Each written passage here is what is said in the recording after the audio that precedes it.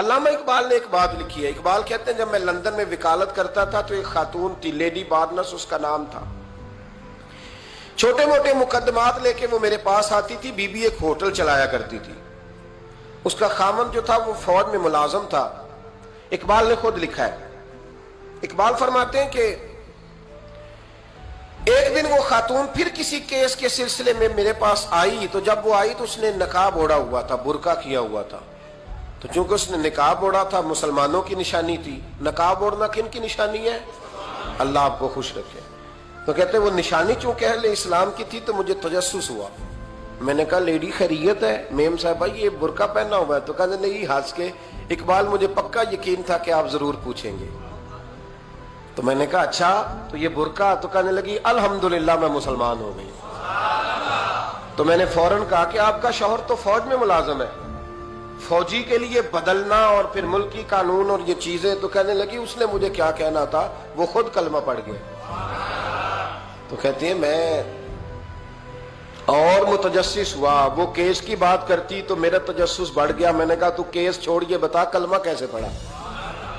تو کہنے لگی اقبال اصل بات یہ ہے کہ میں نا بے اولاد تھی, خامد بھی بڑے اچھے پیسے کماتا, میں خود بھی ہوٹل چلاتی, پر ڈپریشن اور ٹینشن اور بلا وجہ کی پریشانیاں جان نہیں چھوڑ. یہ ٹینشن اور ڈپریشن کا نا مجھے عربی ترجمہ کوئی نہیں ملا. یہ ڈپریشن اور ٹینشن کا نا میں نے تلاش کیا ہے, لیکن مجھے عربی لغت کے اندر ان کے معنی مجھے لگتا ہے کہ اس زمانے میں یہ چیزیں تھی ہی نہیں. ہوتی تو ان کا کوئی نام بھی, یہ آج ہے نا تو اس لیے آج کے زمانے میں ہی نام ہے مفت کا, مفت کی پریشانی.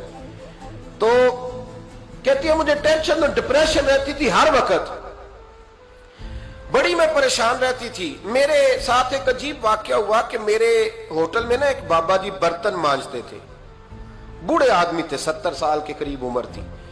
ان کا ایک بیٹا تھا, ایک بہو تھی, ایک پوتا تھا, لیکن وہ بیچارے بیٹا بیمار رہتا تھا تو لہذا وہ خود مزدوری کرتے. کہتی ہیں ایک دن وہ بابا جی میرے پاس آئے, کہنے لگے میم صاحبہ 2-4 دن کی چھٹی چاہیے. تو میں نے کہا خیریت ہے؟ کہنے لگے میڈم میرا بیٹا فوت ہو گیا. بیٹا, آپ کو پتہ ہے باپ کا جنازہ پڑھنا آسان ہے, بیٹے کا جنازہ اٹھانا بڑا مشکل کام. کہتی ہے میں کچھ لکھ رہی تھی, میرے ہاتھ سے قلم گر گیا. میں نے خود گاڑی بھیجی, بابا جی گاؤں چلے گئے جہاں وہ رہتے تھے. کہتی 2-3 دن کے بعد میں اور میرا شوہر گئے تو رستے میں ہم باتیں کر رہے تھے کہ کیا تعزیت کریں گے. ایک ہی بیٹا تھا, کوئی رشتہ دار بھی نہیں, تو اس کی تو کائنات اجڑ گئی, کن لفظوں سے اسے تعزیت کیا کہیں گے. کہتے جب ہم گئے تو وہ ٹوٹی ہوئی چٹائی پہ بیٹھا تھا, کچھ لوگ قریب تھے. ہم نے جا کے کہا بابا آپ مسلمان ہیں, ہم آپ کو کیا نصیحت کریں, ایک ہی بیٹا تھا, کہ کس طرح کر کے ہم آپ کو تسلی دیں. تو کہتے اس نے آنکھیں کھولی, بوڑھی آنکھوں میں ایمان کی روشنی. کہنے لگا بی بی کیا تعزیت کی بات کرتی ہو, میں نے کوئی پیسے جمع کرا کے بیٹا لیا تھا, خدا نے فضل سے دیا تھا, عدل سے لے گیا ہے. میں اپنے رب کے فیصلے میں بڑا راضی ہوں, اللہ بڑا کریم ہے, وہ لے گیا, اس کا مال تھا. آپ یقین کریں ہمارے دیہاتی لوگ یہ کہا کرتے تھے, میں نے کانوں سے سنا ہے. ایک بوڑھے آدمی کا ایک دفعہ بیٹا فوت ہو گیا تو کسی نے اس سے کہا بابا چھوٹی عمر میں بچہ چلا گیا تو مجھے لفظ نہیں بھولتے. کہنے لگے پتر اللہ دی فصل ہے, کچی وڈے تاں وی دیے. سنے آپ نے بھی کبھی یہ فکرہ, کچی وڈے تے پکی لے جائے تے تاں وی ایج وہ دی. تو جب اس کا جی چاہا وہ لے گیا. اللہ اکبر. وہ خاتون کہتی ہے کہ وہ بابا جی سے میں نے کہا کہ چلو آپ 1 مہینے کی چھٹی کر لے. تو کہنے لگا نہیں میڈم میں مسلمان ہوں, مفت کی روٹی نہیں کھاتا, مزدوری کر کے کھاتا ہوں, میں انشاءاللہ 2-3 دن کے بعد کام پہ آ جاؤں گا. کہتے ہیں وہ چند دنوں کے بعد آ گیا. اللہ کی قدرت کے ابھی 2-3 ماہ گزرے تھے پھر آیا. میڈم چھٹی چاہیے کچھ دنوں کی. میں نے کہا خیریت ہے؟ کہنے لگے وہ میری بہو بھی ہارٹ اٹیک سے فوت ہو گئی. کہتے اب میں بھی تڑپ گئی اور عیسائی ہو کہ میری آنکھوں میں آنسو آ گئے. میں نے کہا گھر کا دروازہ بند ہو گیا, اب یہ بیچارہ کیا کرے گا. وہ اپنے شوہر کے غم میں ہارٹ اٹیک سے فوت ہو گئی. کہتے ہم پھر 2-3 دن کے بعد تعزیت کے لیے گئے, پھر ٹوٹی ہوئی چٹائی, بوڑھا نہ اپنی انگلیوں سے زمین پر کچھ بنا رہا. کہتے قریب گئی اور میں نے جا کے کہا بابا اب تو تسلی آپ نے خود ہی کرنی ہے. जो निजाम था वो तो हो गया। तो कहते हैं फिर उसने आंखें खोली, आसमान की तरफ देखा तो कहने लगा बेटी कोई परेशानी नहीं, मेरा बेटा बगैर शादी के भी तो फौत हो ही सकता था ना, बस मेरे मालिक ने जब चाहा जैसे चाह हुआ, मैं इंशाल्लाह 2-4 दिन के बाद काम पे आऊंगा। ये मेरा 3-4-5 साल का पोता है, अभी स्कूल दाखिल हुआ है, मैं साथ ले आऊंगा, वहां मेरे साथ ऊपर क्वार्टर में जहां मैं रहता हूं ये भी रहेगा। कहती है मैं सख्ते में आ गई उसकी कैफियत देख के, वो पोते को साथ ले आया। कभी कभी मैं देखती छत पे खड़े होके कि दादा घोड़ा बना हुआ है और पोता सवारी कर रहा है। वो सवेरे उठता, उसको स्कूल छोड़ के आता, शाम को लेके आता, प्यार करता, मोहब्बत करता। तीसरी मंजिल पर हमने क्वार्टर दिया हुआ था, वहां दादा पोता रहते। अल्लाह तू बड़ा बेनियाज है। कहती है इकबाल एक दिन ना पोता ऊपर वाली मंजिल पे खेल रहा था, उसका पैर फिसला, वो गर्दन के बल जमीन पे गिरा।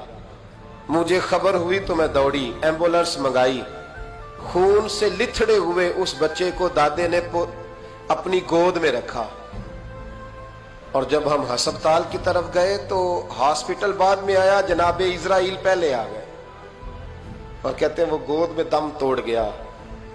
फिर दादे ने उसे अपने हाथों से गुस्ल दिया, फिर उसने अपने बूढ़े हाथों से कब्र खोदी और फिर मिट्टी डाल के कहने लगा इन्ना लिल्लाहि व इन्ना इलैहि राजिऊन। जे सोना ही मेरे दुख विच राजी, जे सोना ही मेरे दुख विच राजी।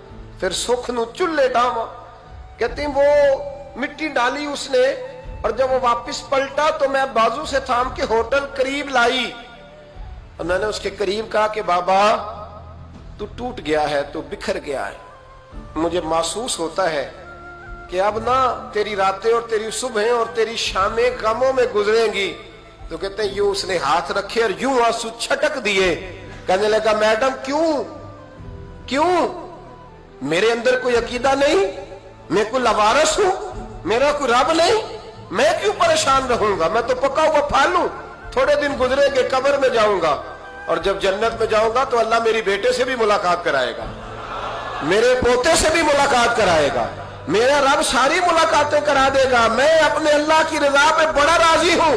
वो खातून कहती है मेरा और मेरे शौहर का कलेजा फटने लगा। मैंने कहा बाबा ये जज्बा कहां से मिलता है, ये सुकून कहां से आता है, ये कैफियत कैसे मिलती है। मुझे कहने लगा तूने लेनी है। मैंने कहा तो कहने लगा तू भी गुंबद खजरा वाले नबी का कलमा पढ़ जा, तू भी रसूलुल्लाह का कलमा पढ़ जा।